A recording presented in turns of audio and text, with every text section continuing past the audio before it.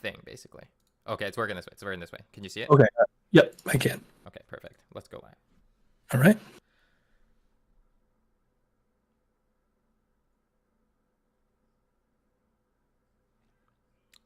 Alrighty. I'm joined here today by our friend Pat, also known as Off the Rails TCG, and we are going to have an interesting match. Absolutely. We have quite the slobber knocker on our hands. Levi Rauch, the champion of the Azalea cult, going up against James, the President Adams, on Iyslander. And I honestly have I have no idea how this matchup is supposed to play out, so I'm going to be following along with everybody else to see exactly how this goes. What do you think is kind of the key tenets here coming into this matchup? So I have a strong opinion, and it's purely based on who's had better shit talking in the lead up. And I'm giving a slight edge to Papaya here on Ranger, partially because I want to see James play Azalea to this 5K hosted by MinMax Games next month, who are also putting up, by the way, some prize support for this match, apparently. And then I also just am curious to see, what kind of technologies out there that people have been developing for lesser played heroes like Azalea. Almost said Lexi there. Lesser played heroes like Azalea that can really target specific top tier heroes like Iyslander. Now, yeah. There'll definitely be a lot of eyes on what Levi's brought to the table here, knowing that he's going up against Iyslander. If he's been able to tech it out, being able to survive those frostbites, those taxing effects, because he's really dependent on a lot of non-attack actions to be buffing his arrows. He's going to be spending a lot of cards and a lot of resources, and it seems like this is tailor-made for Iyslander to just smoke them. But crazier things have happened. Levi has kind of broken the mold on the Azalea front here, so anything's on the table. Alrighty, well, let's go to the players. Ranger headpiece you can really make use of. Quite powerful, but limited a bit, I think, by how good Azalea is. And then obviously also has Arcane Barrier, which might be relevant here. And then we've got the Tunic, Bullseye Bracers, the best arm equipment for Rangers, and Snapdragon Scalers. So I completely missed who won the die roll there, or I guess it's hard for us to tell in PPS. But the players are going to draw up. And they are, and I gotta imagine it's gonna be a lot of Azalea eating some of these big red attacks that Icelander's known for, and really saving resources to combat whatever instant speed tricks to make sure she can still get some arrows across the bow here. Yeah, and in this opening hand, we were already seeing a Wounded Bull, which is going to be a pretty good play for James off the bat to start chipping away the damage, starting at lower life than the Azalea. And I don't think he'll play it this turn, but... Oh. All right, we're doing a little bit of an overpitch here, trying to get rid of some cards. Probably targeting himself with that Coronet Peak, I believe. Arsenal's the Wounded Bull, as I mentioned earlier. And we see a Scar in the deck here as well. That's pretty interesting. Classic Iyslander moving, punching themselves in the face in one way or another in their opening turn to make stuff happen. We see Levi with the Death Dealer putting the red in the ledger in the arsenal here. Leading off with a Ravenous Rabble. Flipping the top. Well, we got a yellow Bolton shot, so -2 coming in for 3. Go again. Yep, and James is going to take that. And you notice there when Levi activated the Death Dealer, he gave James the opportunity to respond and didn't see anything. So now he's going to play out the Deadeye, Majestic from Dynasty. That's looking like it'll be pretty good with the next set release. Yeah, still again passing this priority here. And then now playing the red in the ledger, pumped for 3 by Deadeye. Doesn't have an aim counter, so it's just a 3 pump.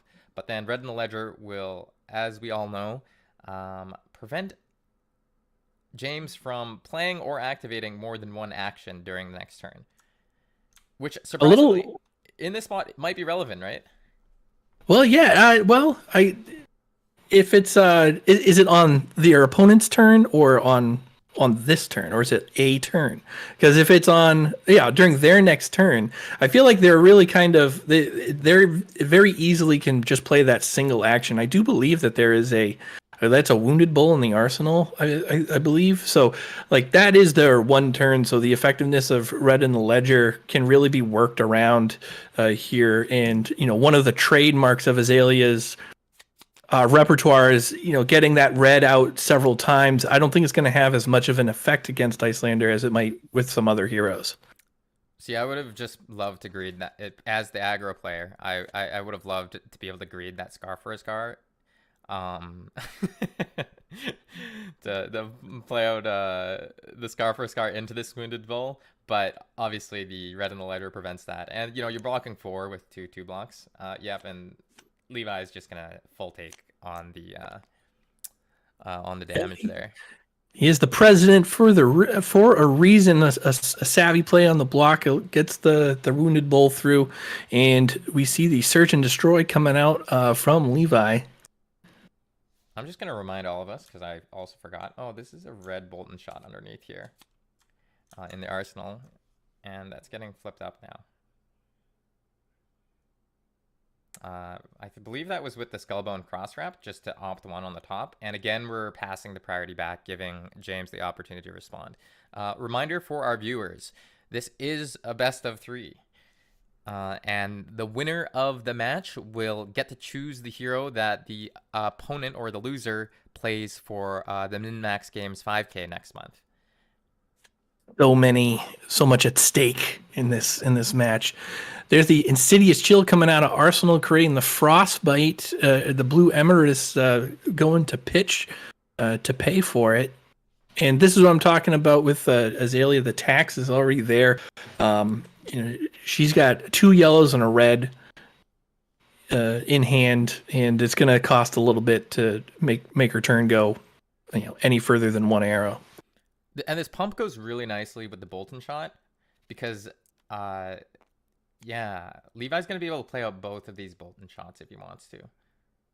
Or at minimum threaten to There's play the first. So what do we have here on power? These are both pumps for 3, so that's 6 plus 4, I believe. Gives us 10 on the Bolton shot, and if it hits, reload, and triggers the effect on Search and Destroy, which is at the beginning of the next end phase, they discard all cards in their hand and destroy all cards in the arsenal. So very relevant on hit effect against Iyslander. Absolutely. Might see some armor block here. I think Ice Vein blocks for 3. Those other block for 2. He's going to take it. Yeah, you know what? I think he's realizing that he can't fully block this out.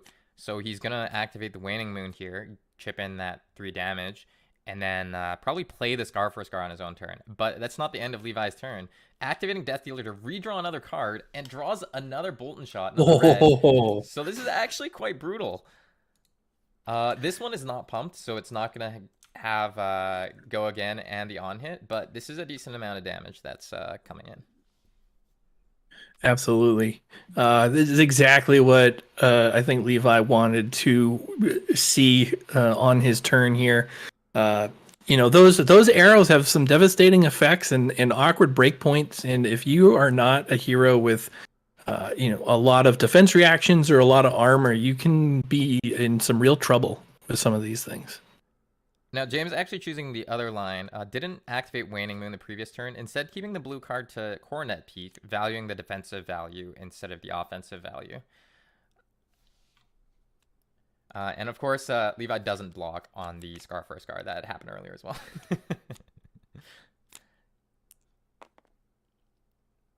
And no arsenal here from James. So already in a dangerous position. Perfect time for Levi to capitalize on that. He does flip the red Bolton shot to his arsenal. Starts with a Ravenous Rabble. Oh, and that's revealing coming in for 4 this time. Yep, coming in for 4. Go again. It's fatigue shot on top, which actually is relevant with all these attack actions that James is playing. You think with that information, barring some sort of shuffle effect, might be worth, I guess, playing around there, knowing the fatigue shot is on top. the likelihood of him being able to, focus on something other than the Findels or the Command and Conquer there, knowing that this is coming out. Yeah, that's a good question, because the other thing is that, on the previous turn cycle, we didn't really mention, but that Insidious Chill snuck out of there ahead of the Seek and Destroy turn, just to open up the Arsenal slot in the first place. And I think that it'll be important for James to get full value on at least 2 of those counters so that he can stay in the game and at a high enough life total. But right now, the only card he can actually play that fuses is this Brain Freeze in hand. Brain Freeze, yep. The best card. Oh, and we're seeing snaps being committed here. I guess we haven't had a Death Dealer activation yet here, so this Red in the Ledger is going to be following up. Yeah, and there's the Death Dealer. And James actually did the Tunic there to pay for the Ironhide Gauntlet. Yes, he did. Wow. And I believe, is that drawing a drill shot? Is that it? Yep. Yeah, it's a red drill shot. So often you can, not worry about what you're arsenaling because you're going to put it on the bottom with Azalea sometimes. But when you draw the gas, then you don't have to make those slightly riskier plays or, set something up with an opt. And yeah, like James is forced to take the damage here, I guess. They're playing pretty quickly. They are. For this is a best of 3. There is a lot of action happening on Azalea's side, leaving James with very little to do and little recourse on this. And Levi has drawn into a pretty devastating looking hand. Has got some potential there with the double E strikes coming through. The Azalea supporters in chat loving this. Levi's dismantling this Iyslander almost like Azalea is favored, like what he's been saying. I'm just saying, if one of these players is going to have to put their money where their mouth is at the end of all this, so it'll be exciting to see. We have Levi sitting at 28 life, James at 11. Icelander's notorious for taking damage before settling down, but I think James is in a pretty tough spot here. And getting the 1 health from the Fjendel's Fighting Spirit and then also chipping away 1 damage, not a bad spot to be. Oh, and you know what? This revealing the drill shot here is kind of interesting because if James is going to play out this cold snap, but Levi can still just use the Azalea's hero power and put that on the bottom. So it's not necessarily, it's not necessarily counteracting the complete turn here. And in response to the Frostbite, Levi is going to float the Tunic counter. Choosing not to pay for a cold snap. And now resolving the opt from the Skullbone Crosswrap, which was put on the stack at the beginning. We don't unfortunately know what that card is because it's not a Ravenous Rabble, and I don't want to go fishing around the deck. Oh, okay. Ooh. Chooses to use the resource to activate Azalea here. And we got the E-Strike follow-up. Wow. Yeah, and then James is going to activate the Waning Moon, chip in for 3 damage. Does that before the card goes to hand. Guessing that draw was chosen off of the E-Strike here. Yeah, I think that's a safe assumption. So this should be coming in for 5.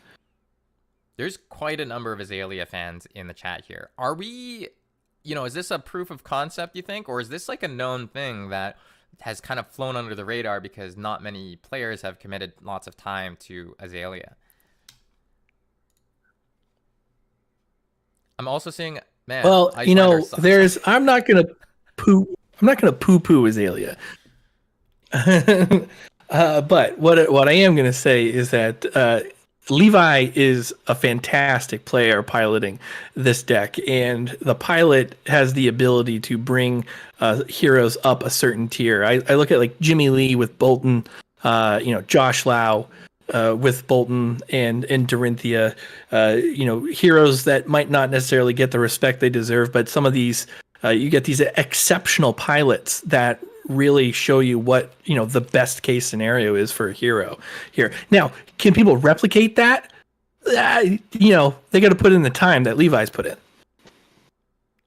And you know what, the interesting thing here, we see a Channel Lake Frigid here. Actually, I wouldn't be surprised if Yeah, we're going to get a fuse of this blue Ether Ice Vein, which is a bit unfortunate. It's only a blue, but there's only 2 Arcane Barrier on the other side, so it's always chipping through at least 1 damage here. And of course, the on discard or on damage discard effect. So we're going to at least see 2 cards discarded or pitch of a couple of cards here. All right, so we've discarded the Take Aim, and now we're pitching the Deadeye, a card we want to keep in the deck, I suppose. And then now we know that. Yeah, now Levi knows about this Channel Lake Frigid as well. Yep, he knows it's there, and he doesn't have a lot that he can do about it. We see that another one's being drawn, too. James is in a tough spot here, but this is exactly what he needs to get back into it and have Iyslander begin to stabilize. Yeah, and this is a red Ether Ice Vein, so that'll start chipping away at that life total if he chooses to Storm Striders it on this or a future turn.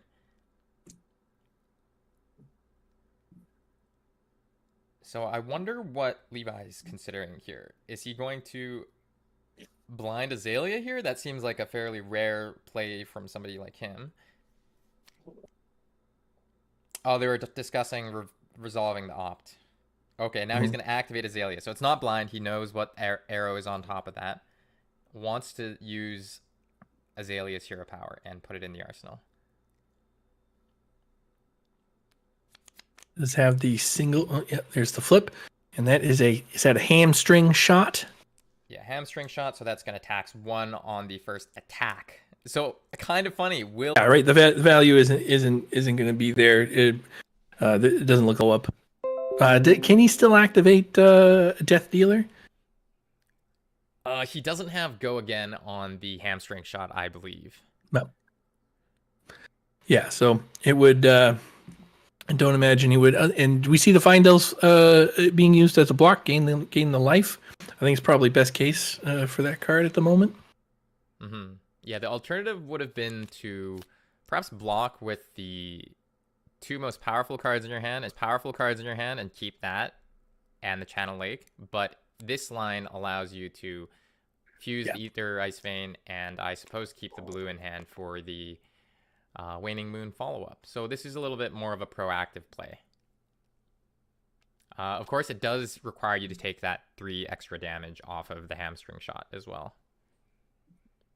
Yeah, it does put James is in a dangerous spot, but the red Aether Ice Vein with the Insidious Chill, again, I think it's exactly what he needs to start gaining some tempo back. I think he'd be a little more comfortable with a couple more points of life, but you know that's Azalea's power overrunning Iyslander here. But I think James is in this. You know, as soon as those Ice Veins started going, he was able to get back into this game, and he's got another red Aether Ice Vein in his hand. Well, now he's got a headshot coming his way, and didn't activate Channel Lake Frigid in response to the Death Dealer load effect, and now facing down a 6 damage arrow. Pretty cost effective here. Also noting that the Tunic counter was used the previous turn to pay for the Waning Moon, so that was actually a red Winter's Bite. I thought it was a blue Winter's Bite in hand. But that actually is sometimes relevant as well, especially if he's going to try to use the Storm Striders here. Having to pitch an additional card to pay for Striders plus Ether Ice Vein can be pretty damaging to how efficient he can be. He does have the 6 is coming at him. He does have some armor to block and the defense reaction in hand if he wants to block out. I think that it's possible he just blocks with one of these cards here. Oh, okay. It looks like he might block all of it. Yeah, looking like because he doesn't have the blue, can't pay for the Ether Ice Vein and still fuse it with the ice card / blue that he needs. And might decide to use the D-React here. Yeah, there you go. Just conserve some life. Play out your wounded bull like a good boy. No sync effect, just stick with what you got. On the other side of the board, Levi stabilizing quite well in terms of disruption, playing quite efficient turns into the Iyslander, but he still knows about the Channel Lake Frigid in the arsenal. And now this is coming in for 8. Yeah, Levi performing exceptionally in the face of those taxing effects and the discard effects here, and he does have some potential in his hand. We see I believe that is a 6 block, taking 2 down to 15. All right, ticking the tunic up. All right, tunic is online. We see not going to pretend to remember that name, that card. Read the glide path. Read the glide path. There it is. And now James gets the channel Lake Frigid out. Pitches an Ice Eternal to do it. All right, we're going to float the tunic counter here. Extra resource to potentially pay for Azalea or Death Dealer. The next thing is going to cost 2, whatever it is. And I see we're opting off of the Read the Glide Path here. So we haven't activated Skullbone Crosswrap here, actually, because there's already opt on this card. Okay, so we're paying 3 total now to activate Death Dealer because it costs 2 extra. And Remorseless goes. Oh, and it's going to be drawing the Rain Razor. So he shortcutted a bit. Drew the Rain Razors, puts the Remorseless in Arsenal, pitches the Rain Razors. And now a Remorseless, which I believe is base 5, getting plus. Is this coming in for 8? Yeah, coming in for 8. Defense reactions can't be played from Arsenal. Thankfully, we know what was in the Arsenal. It was that Channel Lake. And whenever Remorseless hits a hero until the end of their next turn, whenever they play an action card, they lose 1 health. Probably not going to be that relevant here. But I think that this might be game 1. The 8 is. It is. A late game like this, chonk matters. You know what happened here, though? The one thing that does matter about pushing this 8 damage is that Levi gave up his Arsenal and the tunic counter. So he's going to have to, make sure that he doesn't open himself up to being too vulnerable on the follow-up here. I believe that is a 6. Yep, block 6, taken 2. James Adams down to 2. Levi at 15. Yeah. We're in the. I like to call these the vinegar strokes of the game. We're in the someone's getting gonna get got here soon. We do see the Wounded Bull. Oh, taking 1 from the Remorseless effect. Oh, paying a lot for this Wounded Bull. Yeah, but still coming in for the 8. I actually love that. This almost was the game-winning card right here. Now Levi's got to navigate this very carefully because he knows the channel will stick around, and James gets the chance to fire off a Storm Striders potentially when Levi follows up with any sort of swing for lethal. So I think he's got to play pretty cautiously, but at the same time, he can't just not present any damage on the follow-up, right? This would have been a great turn for him to see a Ravenous Rabble. Yeah, absolutely. I do think it does look like James isn't going to have an Arsenal. He does have the Channel Lake Frigid. It does look like if he plays this right, he should be able to stay out of lethal range and still have game in hand, unless something wacky happens here. This could be a Brave Forge, Bullseye Bracers into Bolt and Shot kind of situation. Yes, absolutely. Chat looking for traps. I don't think you're going to find them here. Oh, not yet. The tunic. That's good. There's the block. Thinking about the blocks here. That's 7. The remaining 7. That's bold. Remembering our channel trigger. Oh, and there is. Oh yeah, here we go. We were seeing the Brave Forge Bullseye Bracers activation. He lets it happen, and now we have a Bolt and Shot. This does have go again because of the +1. It's coming in for 4 damage, and that's gonna take 2 cards from James here. Did he leave the window a bit too open by not responding with Storm Striders on this Bullseye Bracers activation? Does he have enough to? Can he Storm Striders right now and make something miraculous happen and take those cards? Deal 8 damage. Can he Insidious Chill at least take a card out? And it seems like he's just on the cusp here. Yeah, I think this is a game one going to Levi, as the back seat. As the back seat. I think we're allowed to say that. It's tough. I see a lot of blues and I see an Ice Eternal. Oh But he yeah, does. There's the block.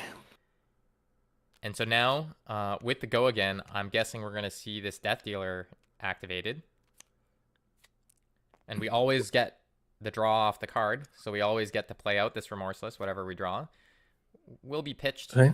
floating 2 extra resources. Now this Remorseless is only for 5, but it's gonna take every card out of James' hand and Yep. make it very difficult for him to mount an effective comeback without any tax effects.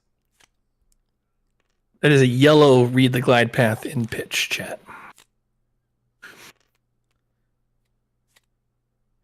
All right, so end of turn, we lose the Channel Lake Frigid. Both players with only one piece of equipment left on the board. We see the Death Dealer activation, the blue pitch, the headshot go into Arsenal, take aim coming in. The search and destroy still has two resources. I think he's deciding how much to commit here. Take aim. Yeah, That's so now plus there's a 6. plus 6 here on the Oh. on the stack, waiting for a Storm Strider's activation. That might never happen. We do see there's a Brothers in Arms. I don't know if he's got, because that's plus 6. That's 12 total, I believe, coming at James. So it's gonna take everything if he's got 12. Yeah, no, I don't think so. That is game No, one. GG's. Game 1 going to Levi Rauch on Azalea.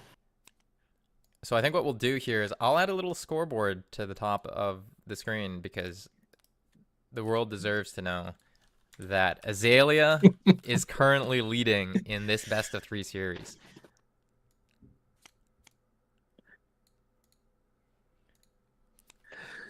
Why not Azalea? Why not now? There's so much on the line here. There's prize support from MinMax Gaming. There are decks to pilot. There is the all important clout, all at stake here tonight at the Backseat Beatdown.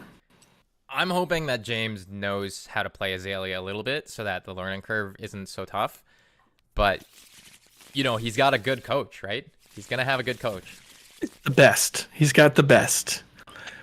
I don't know if I could name a better Azalea player right now. I think it's safe to say Levi's the best Azalea player in the world currently. Okay, so here are these stats that I have. Okay, these are stats. Okay.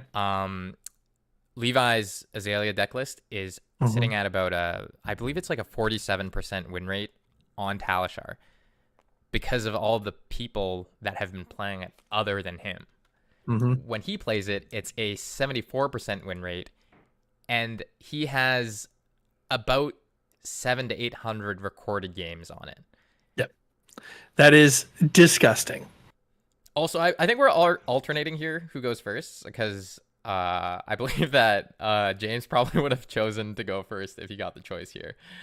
But this might be a tough spot for getting house ruled in game 2 here.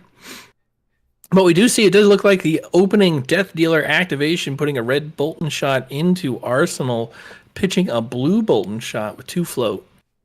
Tunic to 1. We do see a Rain Razor headshot and drill shot in his hand. And there's the Bolton shot coming out.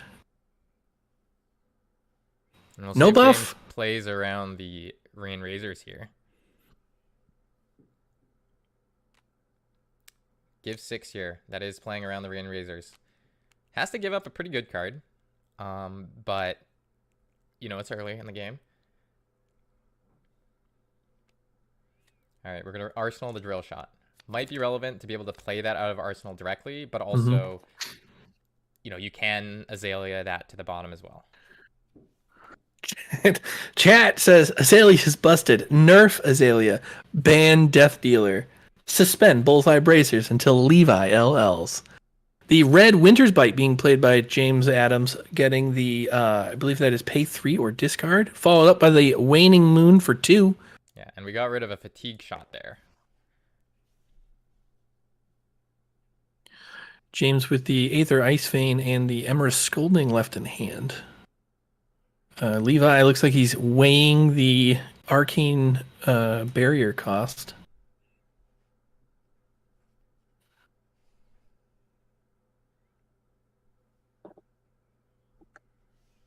Yeah, it's only 2 damage because it's the Icelander's turn, but when you start keeping cards or eating damage to keep cards, you want to make sure that you can do something with them, right? Yeah, absolutely, and that's what Icelander's advantage. You talk about like turn cycle value, being able to basically get 2 to 3 free damage with that Waning Moon every half turn. At that point, it's it adds up quick. It doesn't seem like much when they're coming in for 7 or 8 damage total a turn, and then it just all of a sudden you're at 9 and you're in lethal. Now, we see the Dead Eye coming out here. Mm-hmm. Dead Eye is a spicy card. No aim counters quite yet. I'm sure that will change come March 24th. And now we're firing off this headshot, so that's going to be a 9. Interestingly, so Levi pitched a Rain Razors, I believe, at the end of the previous turn. I actually didn't catch what that was for.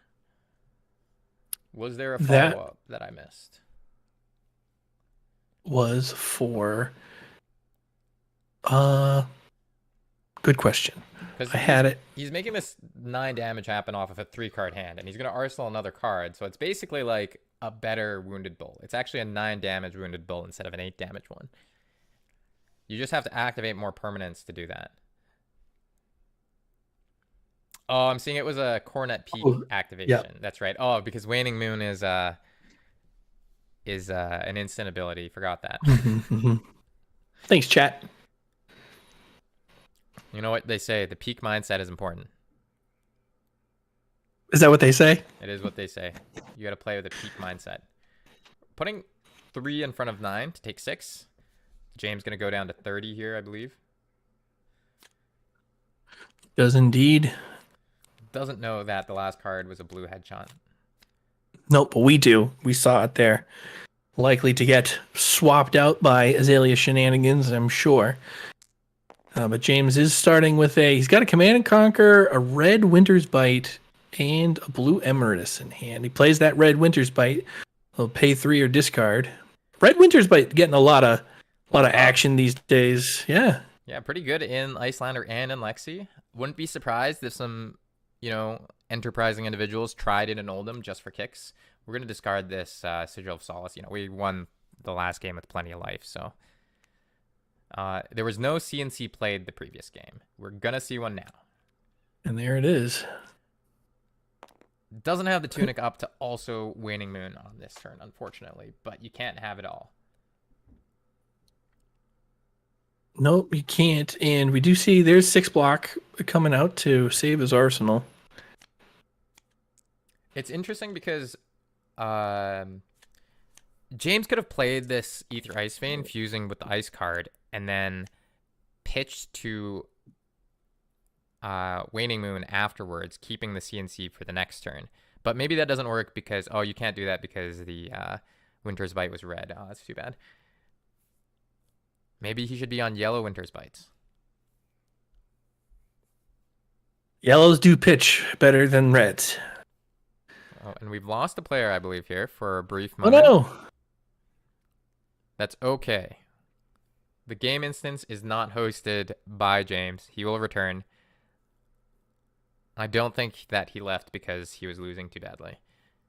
It's the rage quit heard around the world.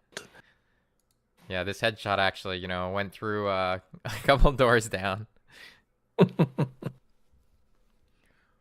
We are in game 2 in a best of 3 in the backseat beatdown. Levi Rauch on Azalea, James the President Adams on Iyslander. One of the more directly on the nose nicknames that I've ever heard. Really looked over in the Hamilton musical, but gets his own in the HBO series. Paul Giamatti playing a great James Adams. And James Adams playing a great Iyslander right here, and then disconnecting immediately again. We're gonna get there. Yeah, we thought about hosting this on Talishar, but I think that there is some minor issues with Ranger cards in the system right now. Like, I think that Fatigue Shot was rounding incorrectly, which, is like, okay, maybe one of those things you overlook when you're messing around and testing things, but is actually, like, very relevant in this matchup. Well, he's having internet issues. Someone's got to reset their router. Mm-hmm. So should we talk about what the parlays have been? Have people been supporting Azalea overwhelmingly in this chat, I think? It does look like the Azalea stands have come out in force. I don't see a lot of prop bets being taken, but I do see a lot of gloating for that initial win by Levi here.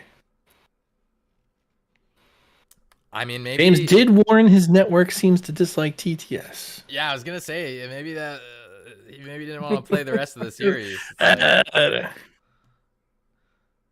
It seems like we always got to have one person pull out after the first game. Yeah, exactly. In so far. Router sneak attack. Chat, what do you ooh, here we go. Looks like James is back in action. Let's see if he can sustain.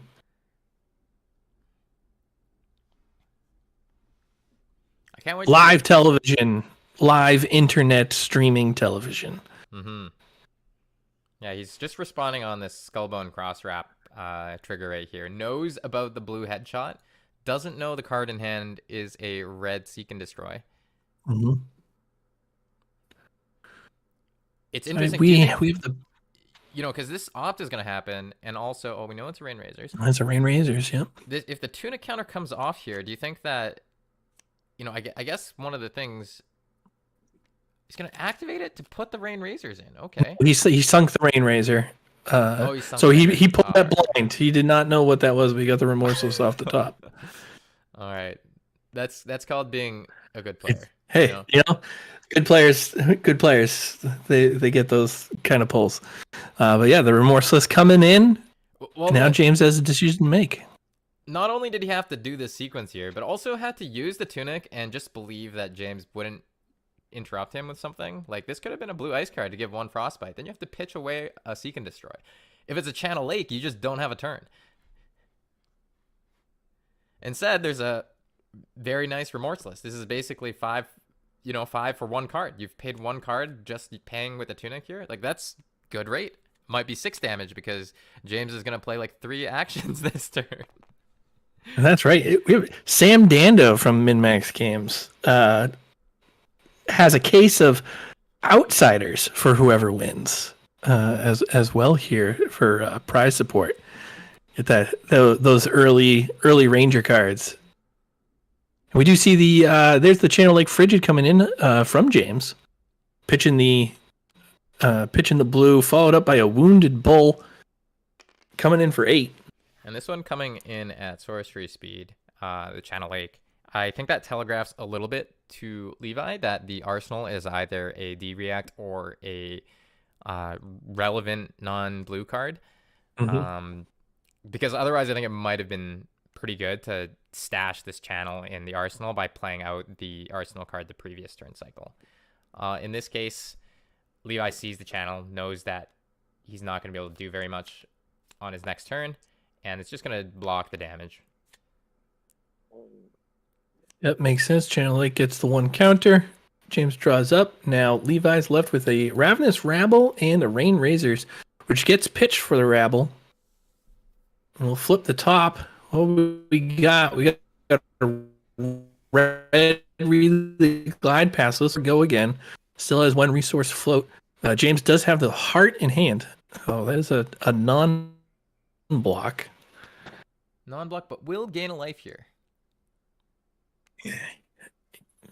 He will indeed. Shamir, hashtag better players a draw better. Sheesh. So we're going to gain 1 from blocking with the Fiendel's Fighting Spirit, and then take the 4 damage from the Rabble. And back on James' turn, he's going to pitch the Heart to play the Ether Seems Ice Vein, good. gain the 1 life. Fused. Oh, he doesn't have a hand. Wait, he should have a hand. Uh-oh. I'm seeing a 9 Hand is frozen to the host here, so we're Oh. we're waiting on the He doesn't have a hand.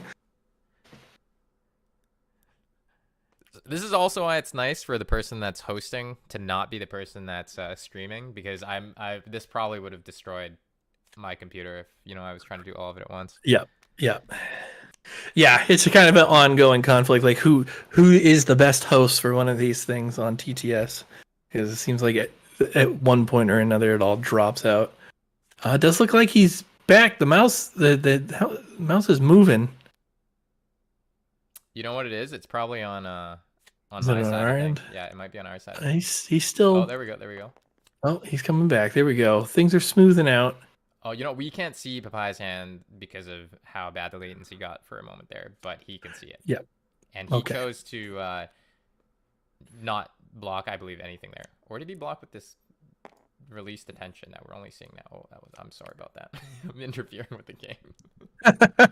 Okay, he blocked with 1 card, I believe. The omniscient just hand of God coming in, examining what's happening there. There, the cards are coming back to us. We see a release the tension. We see a read the glide path and a knock the death whistle in hand.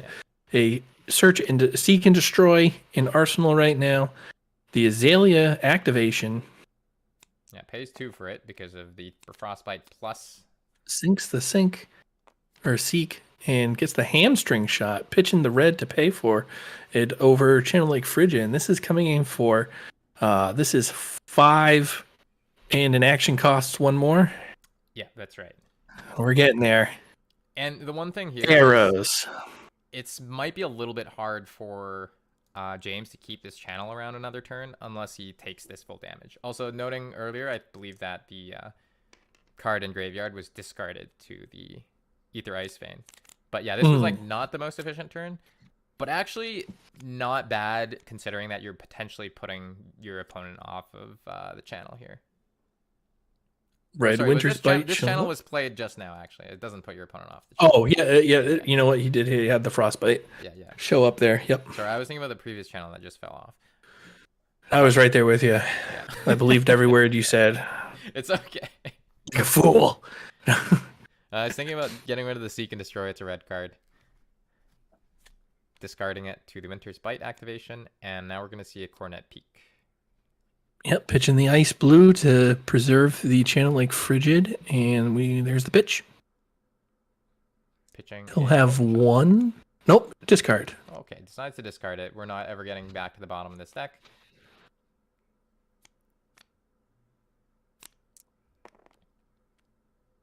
James draws up. He's got the Ice Eternal East Strike, Ice Bolt, and what is it? Icy Blast, Winter Blast, Polar Blast. Polar Blast here. A card that there we go. Does not work really on your opponent. Iyslander, Maryland. Mandylin. We see the red Bolton shot coming out here. The blue Bolton shot pitched, knocked the death whistle in hand. The tunic is at 3.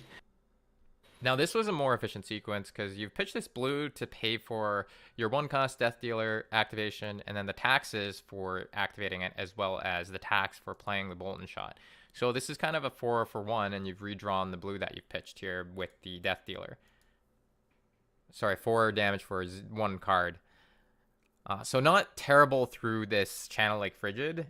And, Levi can choose to take any other chip damage here if there's a response from this Ice Bolt and Waning Moon, or he can pitch to Arcane Barrier if he feels like he needs to.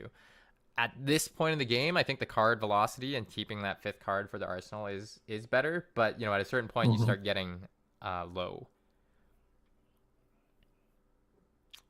Absolutely. And it does look like he is ready to, unless he flips up like a fused Ice Vein. I think Levi is prepared to eat this. Oh wow, No. proving both of us wrong. That's Well, why he plays and yep. we don't. The F. Yeah, so he pitches the knock, gets a arcane barrier off of the icy bolt and partial off the waning moon, and he draws 4, no arsenal, and James responds with the E strike. Doesn't look like he drew a card, so coming in for a good old fashioned 7. Yeah, and promising that no channel like Frigid will be will be sticking around. So that's pretty good if you're on the Azalea side of the board. It can be risky though to take this damage and then, not have a guaranteed follow up because you still only have 4 cards in hand and no arsenal. And you don't know what the Iyslander player is going to arsenal on this spot for potential disruption. So yeah, we're taking the slightly conservative line, blocking with 2-3 blocks. Still getting the opportunity here to play one of the Rabble or the Drill Shot, depending on what option he goes for. And it is always concerning when the Iyslander holds the card back. You know that it's going to be an arsenal, so you know that, right? It's likely that it'll be flipped. You'll have to pay the tax, depending on what it is. And here we see that now. Frostbite being made. The Polar Blast gets the card draw. Now we're Talk about efficient cards, right? Okay, so we want to get this Drill Shot off, I guess. Yeah, the Waning Moon, take 3, yep. Yeah, Drill Shot into Arsenal, draw. So using the Tunic there, pretty decent spot. I'm surprised that he still went for the Drill Shot after, seeing that line. But I guess keeping an extra card, it's like you keep the same number of cards, right? If you arsenal the Drill Shot and play the Rabble versus if you pitch the Rabble to draw off Death Dealer and then play out the Drill Shot. And the Drill Shot has a relevant on-hit effect here, potentially taking that Cornet Peak down to 1 block only. Yes, and it looks like they're having a bit of a discourse. It did look like Levi shortcutted a little bit in terms of the resources there. But that's a 3 block. Yeah, there we go. And Cornet Peak gets the -1. And then it's a hamstring and arsenal. We know that. And James comes off with the Scar for 4. Go again. Being at the 10 life deficit that he is. Levi chooses to just eat that and move on. Now activating the Cornet Peak and pitches a Drill Shot to the bottom of the deck. Now Levi's up, gets the Tunic to 1. He does have a Release the Tension, a blue knock, and a Remorseless in hand. Reveals the hamstring, shot, and arsenal.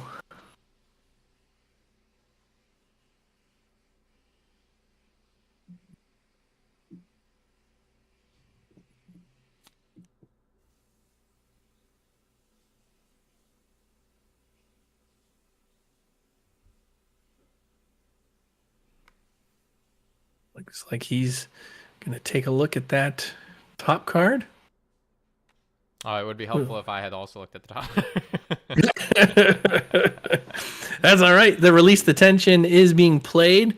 Brain Freeze being played from Arsenal. So no Frostbite because that is an Elemental Wizard card. But the Fuse... Yeah, it's going to put that back does happen. There. Wow, so knock on top. That does kind of disrupt the turn here. I guess he's going to have to go for this hamstring shot for 8, which is pretty good still.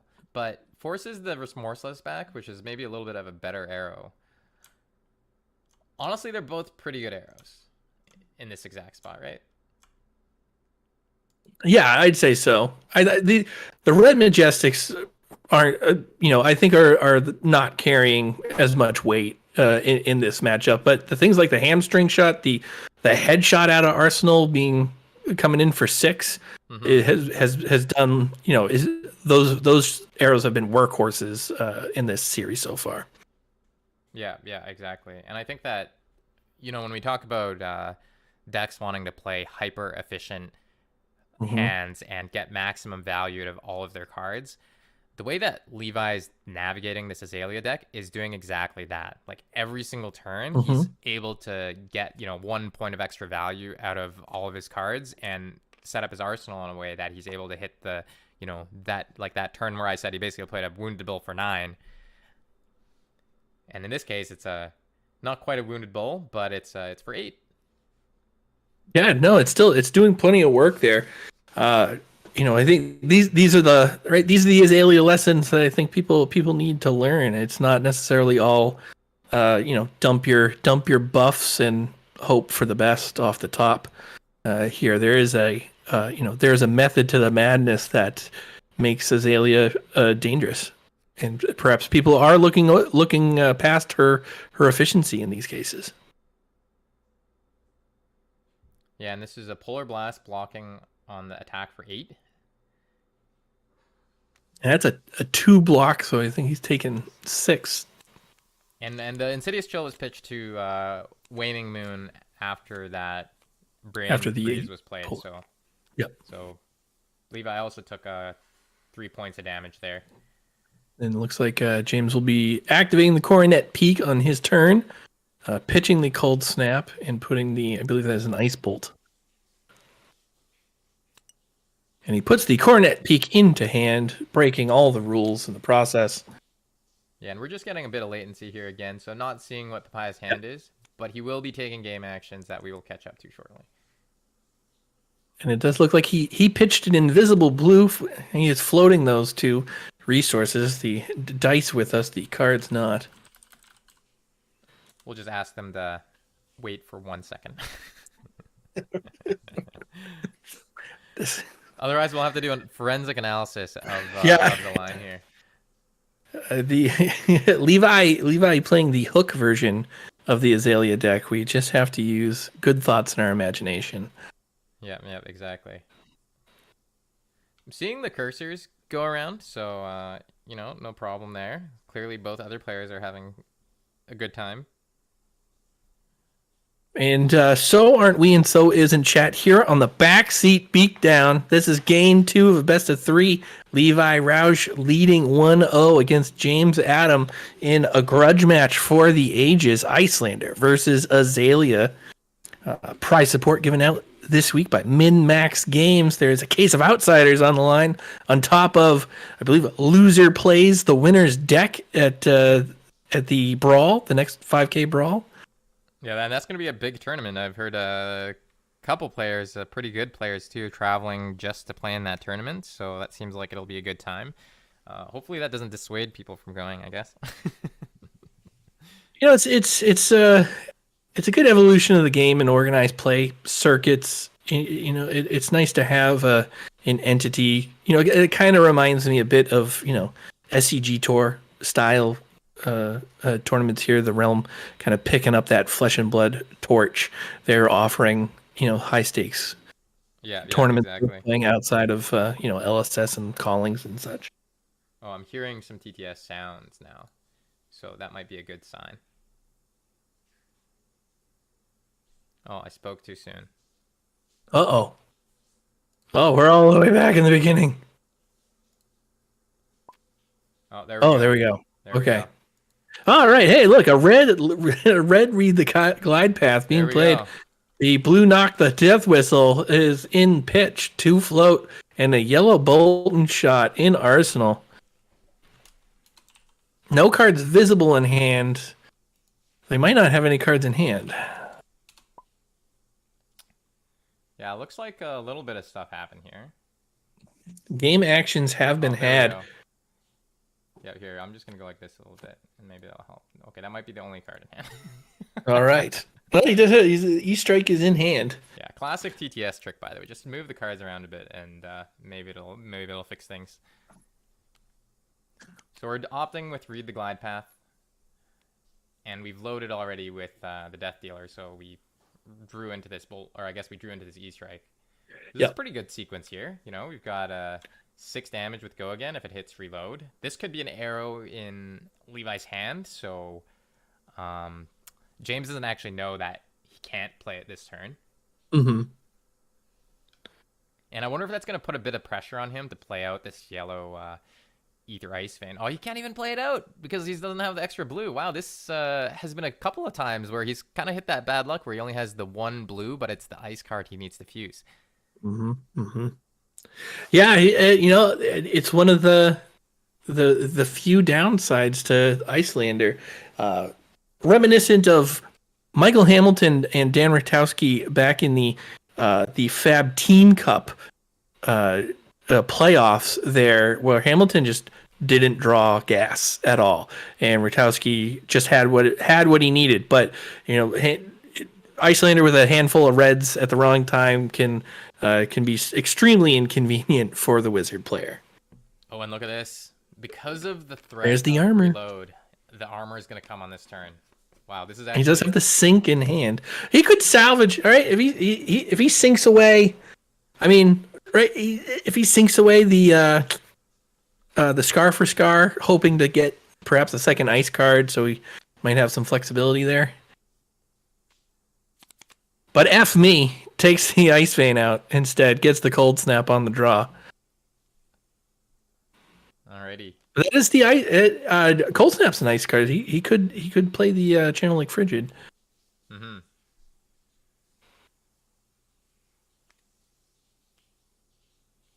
And there goes the equipment. Only Storm Striders left for James here. And speaking of equipment, Levi has got freaking everything there. I feel like he's in a really good spot. And we see the Arcane Bolt. I forget the name of that one. And followed up with the Waning Moon. Scar for Scar coming in for 4 go again.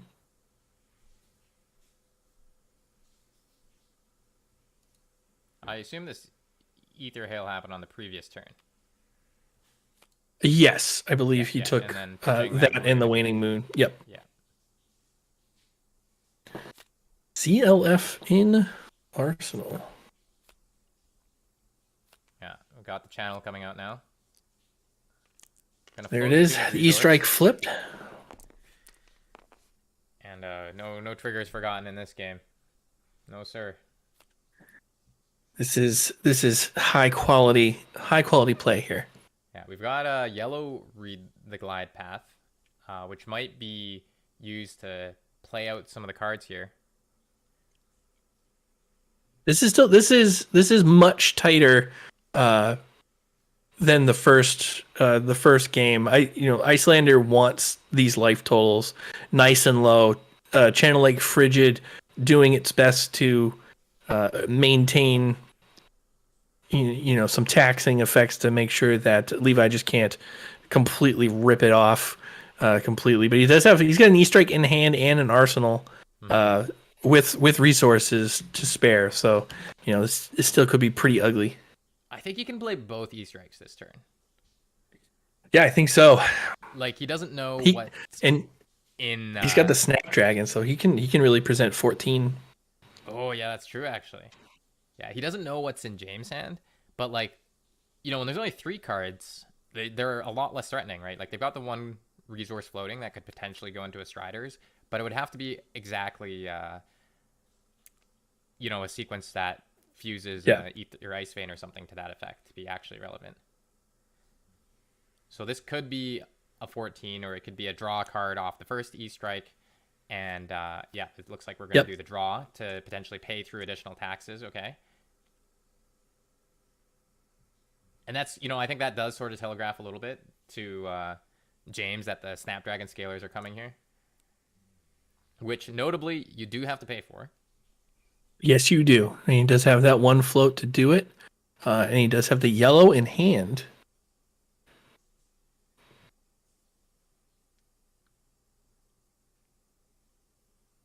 Now he's thinking about whether. Yeah, does he load an arrow? Does he do something with Death Dealer? Now he comes in with the E-Strike. There it is. All right, and I wouldn't be surprised if this was 7, because that will. He's at 4. Does have the double Findels. Could block 4, add 2, net -1. Yeah, keep the Insidious Chill, which is not the greatest card to Arsenal here, especially because you're actually losing that channel. Actually, one life away from being able to block with only one Fyendal's Fighting Spirit and keep the channel like Frigid out here. Levi pointing at his Enlightened Strikes. I think that's a little bit of a sometimes you just draw what you draw kind of indicator. Good players draw better.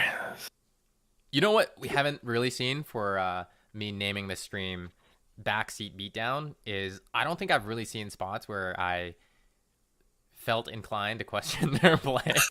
You haven't. That's a good thing. That's it's for all the fun and games of being on TTS on a Tuesday night. Levi and James they're friggin' legit. They're high level players that are constantly at the top tables of high level events. Levi has been he's got top 32 in both indie callings. He's got a top 4 in Battle Hardened Columbus, 9th in the calling Charlotte. James also has a top 4 in a Battle Hardened, and there's the double block on the Fyendal, so he does gain the 2 life, blocking 4, taking 3. Yeah, I'm gonna keep this Insidious chill. I promise I will get full value out of this later. But yeah, the accolades racked up on both players, so it speaks to their quality level of play. Okay, remember last turn though when I said that Bolton shot forcing the commit of the equipment was so crucial, and in this exact spot you're actually not able to activate Coronet Peak, keep out the channeling, and take a card away. Like that's like the game of inches, right? It's like that incremental value rearing its head.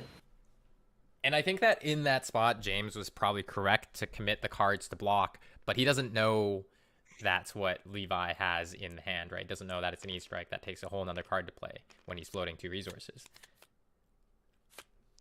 Yeah, I can't. Tough to play around the double E-Strike. Yeah. All right, now we're going to Arsenal here. Draw up. Oh, and that looks ugly for the turn where you need to survive. Because I'm seeing a couple of reds here. Yep. You got the Scarf Scar, that's a block 2. Red and blue Aether Ice Vein, and an E-Strike. So, and we got double pump on the other side. So this is probably going to split most of the hand. And the Remorse. Red in the Ledger, 5, 6, 11. Counting 11 block in James' hand if he wants to just mulligan the hand away. Nope, he wants to keep the first guy because 4 is bigger than 2. That's right, the value. Chat reminding me that Levi also top 4'd twice in the most recent PQ season. That is true. There's just so many accolades I can list in one time. Oh, we're blocking 4, giving away the E-Strike there.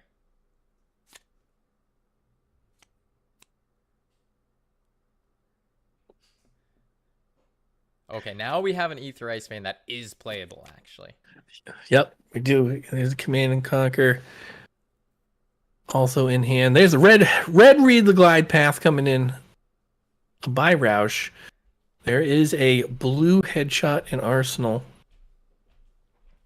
So two reds in hand. So it seems a little awkward. Yeah, James has bricked the Arsenal with that Insidious Chill, but Levi kind of has a lower damage hand from hand and doesn't have a blue to pay through the other effects here. So yeah, he's going for it. Okay, doesn't play out the blue Aether Ice Vein, just gives the Frostbite.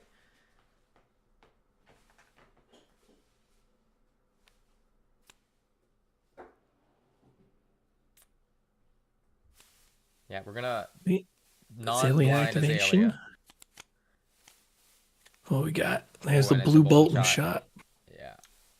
Which is at a breakpoint. It's coming in for 5. Yeah, so always taking 2 cards here. Oh, yeah, no, we're taking we're taking that to the grave. Taking the game with Azalea's hero power, which we definitely remembered existed up until that moment. Totes. Activate Bravo. GG's. Levi Rauch taking it 2-0 against James Adams. Say that again. I was just putting the Insidious chill counters on in case the players forgot. Yes. Wow. Okay, so 2-0. should we hop in a little chit chat with the gentleman? Sure. Let's bring it on. All right, all right.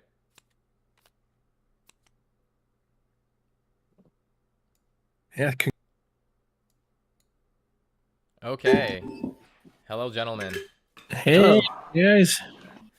So, first thoughts. I guess I have to go over to Levi first. What kind of gloating do you want to do live on the feed? I mean, I'm just looking forward to the coaching sessions that I get to do with James. He gets to learn how to play the deck. That'll be a lot of fun. But I appreciate him coming on. I went into this saying it was favored, so So you this kind is of roughly what proved I your expected. case? Yeah. I think it went a little bit better than I expected. That last game with all three Channel Lake Frigids was getting scary. The game looks close when I'm on 11, but that's really not that close. If there's like an Ice Bolt and Arsenal, all of a sudden there's a chance that I just die if I extend. So like there's a very real chance that I die from like 9 or 10. So these games are a lot closer than they look. Yeah, we pointed out a few times where you were able to catch James with either a red ice card or something of that effect that he couldn't actually pitch a blue to and then eat their ice Yeah. vein or something along those lines. And every time it was always like, 1 or 2 damage would have been a pretty big swing in the number of cards that you could keep going into the next cycle.